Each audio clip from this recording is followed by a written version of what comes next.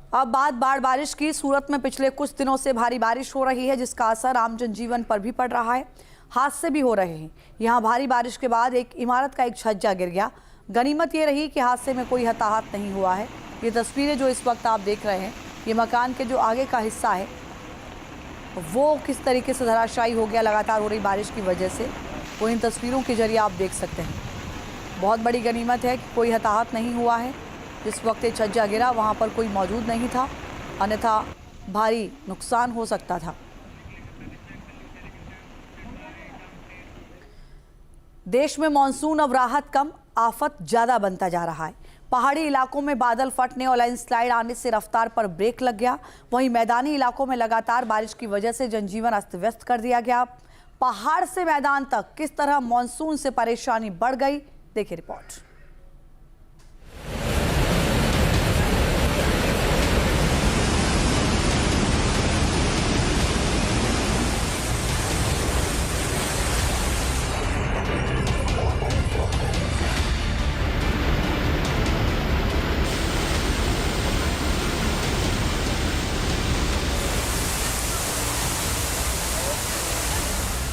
प्रहार, तूफानी बरसात,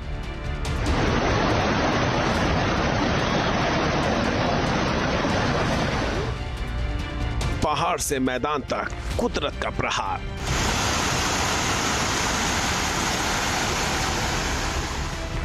आसमान से आफत आई, भारी तबाही लाई।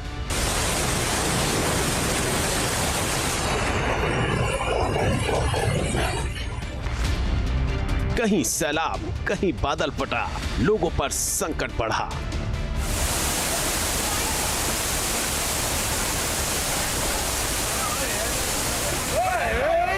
जुलाई का महीना बीते बीते पहाड़ से मैदान तक मानसून का कहर दिखाई दे रहा है। पहाड़ी इलाकों में लैंडस्लाइड परेशानी बढ़ा रही है।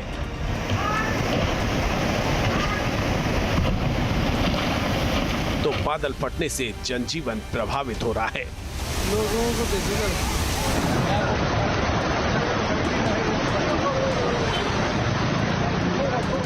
सबसे पहले बात हिमाचल प्रदेश के मनाली की, जहां लगातार हो रही भारी बारिश ने हालात बिगाड़ दिए हैं।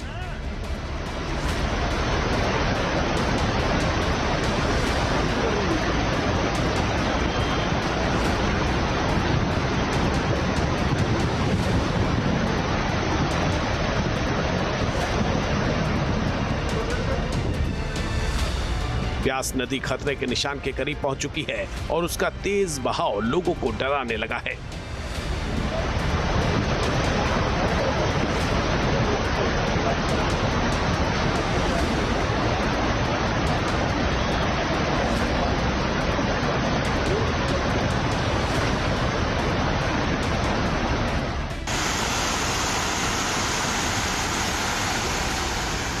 मानसून का सबसे ज्यादा कहर मनाली अटल टनल मार्ग पर स्नो गैलरी के पास दिखा।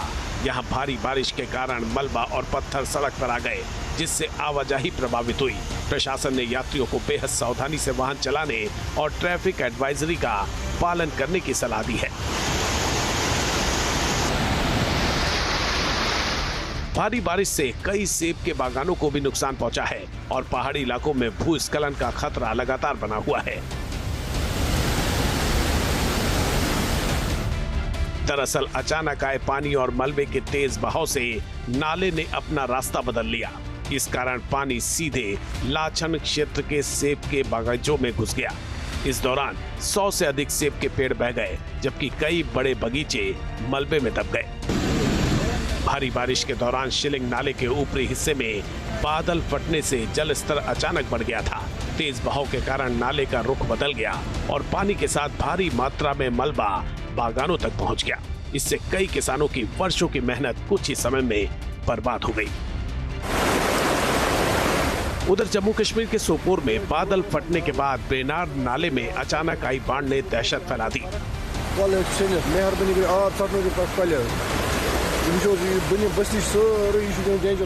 पानी का स्तर कुछ ही मिनटों में इतना बढ़ गया कि कई मकानों की नींव तक पानी पहुंच गया। स्थानीय लोगों ने प्रशासन से तत्काल राहत और सुरक्षा व्यवस्था की मांग की है। लोग रात भर अपने घरों से सामान निकालकर सुरक्षित स्थानों की ओर जाते रहे। جناب يرجو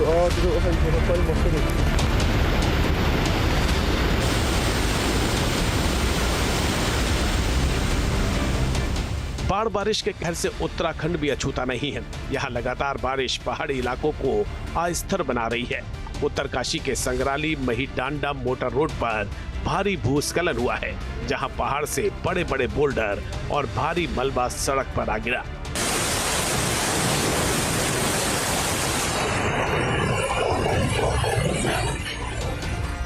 मुख्य सड़क पूरी तरह बंद हो गई, जिससे स्थानीय लोगों और यात्रियों की आवाजाही ठप हो गई।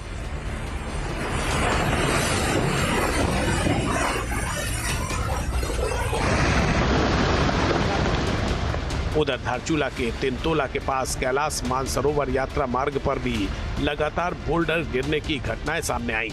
इसके बाद यात्रा मार्ग पूरी तरह से बंद कर दिया गया। सड़क के दोनों ओर कई वाहन फंस गए। प्रशासन और बीआरओ रास्ता खोलने में जुटे हैं।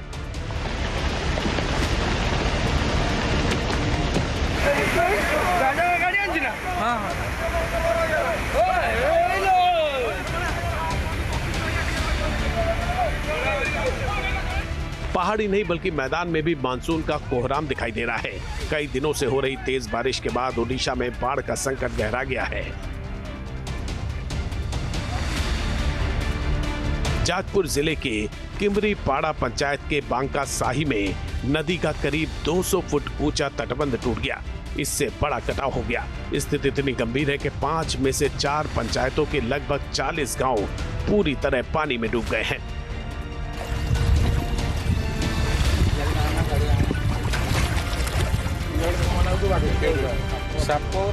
उधर महानदी का बाढ़ का पानी अनसुपा झील में घुस गया, जिससे अतगढ़, तिगिरिया और बांकी ब्लॉक के कई पंचायत प्रभावित हुए हैं।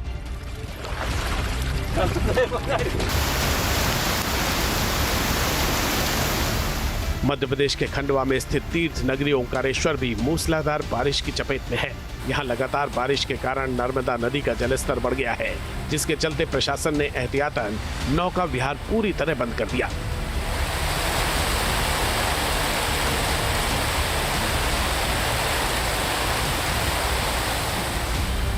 गोमुख घाट, कोटि तीर्थ घाट और ओंकारेश्वर ज्योतिर्लिंग मंदिर का इलाका बारिश और घने कोहरे में ढका नजर आया। घाटों की सीढ़ियों पर तेज बहाव के बीच श्रद्धालु एक दूसरे का हाथ पकड़कर सावधानी से आते जाते दिखाई दिए।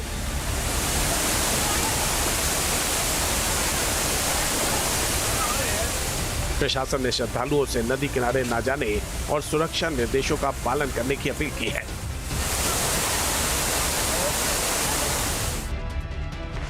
देश के अलग अलग हिस्सों से सामने आ रही ये तस्वीरें बता रही हैं कि इस बार मानसून सिर्फ बारिश नहीं बल्कि चुनौती लेकर आया है।